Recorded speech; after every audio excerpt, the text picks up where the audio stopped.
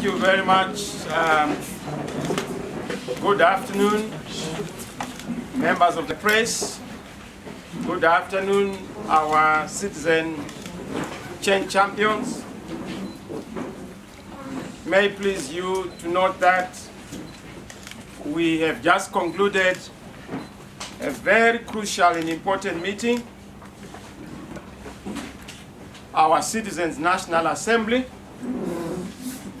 which is the highest decision-making body in our movement, in the citizens' movement.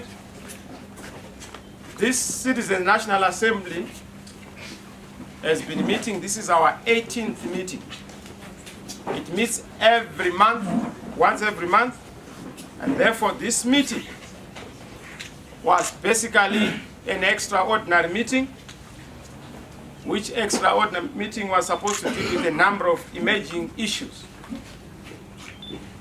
I want to thank you for your indulgence. We're supposed to start earlier, but we had a lot of issues to ruminate over and decide on, and we've managed to come up with a number of resolutions that we wish to communicate to the people of Zimbabwe and to the world. As I indicated in the Citizen National Assembly, we have representatives from the 63 clusters in terms of our constitution, and these 63 clusters are represented by 2 leaders, the head and the deputy. So the members you see here present are those leaders from all the parts of our country, all the 4 corners of Zimbabwe. I know a lot of people have misunderstood and misinterpreted our eloquent articulation of who we are in ideology when we said we are a structureless structure. What it simply means is that we will not allow our opponents to dictate to us, to reveal to them what our structure is. But we have a structure. We know our structure is an entity, and that structure has been working very well for us. It is the structure that managed to produce a presidential candidate. It is the structure that managed to produce parliamentary candidates, 210 of them, and also proportional representatives, as well as senators. It is the same structure that produced almost 1,900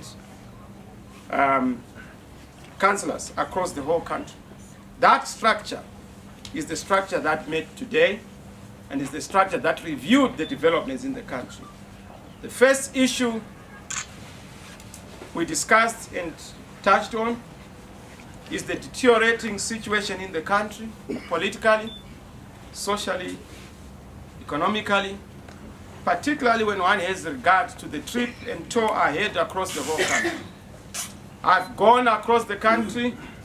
The feedback I'm getting from the people of Zimbabwe, the citizens of Zimbabwe, is that they are generally agreed that the election was fundamentally flawed, that the election was bogus, that the election violated the constitution of Zimbabwe, that the election in the various provinces did not accord with the electoral laws of our country, and did also not align with the guidelines, protocols of SADC, the African Union, and global standards.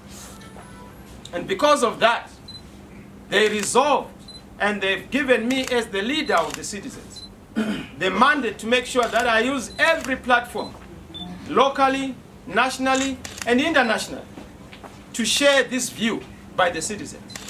And they've indicated that they do agree that there was some kind of an elected leadership, but it's an elected leadership out of a contested and disputed election. Therefore, whatever we have is a caretaker authority. A caretaker authority in central government, a caretaker authority in parliament.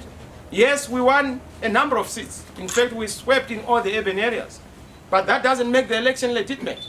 Those MPs who are CCC MPs and now Zimbabwe MPs are simply caretaker MPs together with the ZANU-PF ones in parliament. So we have a caretaker parliament, we have a caretaker local authorities. The mayors, the councillors, they are caretaker because it's a disputed election until a valid election is held.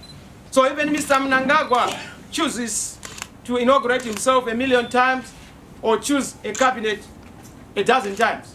He has a caretaker government that does not have the legitimacy of the people of Zimbabwe.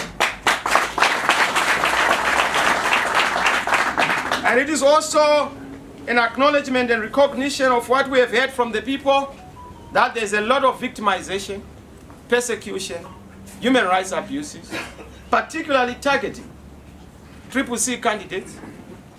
Some have been incarcerated. A case in point is our member of parliament, who is behind bars right now, Makon Central.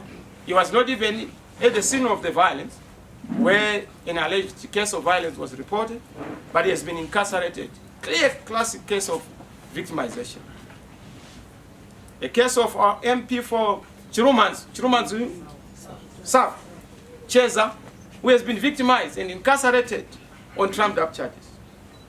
Our polling agents who participated in the election, flawed election, have had their houses burned down. Some are being deprived of food, weaponization of food in the countryside. Some have been deprived of even the opportunity to even have water services in communities. They can't use certain boreholes in certain communities. Classic case of political victimization. I'm sure you read about some of our agents and those who were campaigning for us, who had to be made to pay, a fine of some goats for just campaigning for CCC. So we have all these victimization cases, including the issue of being denied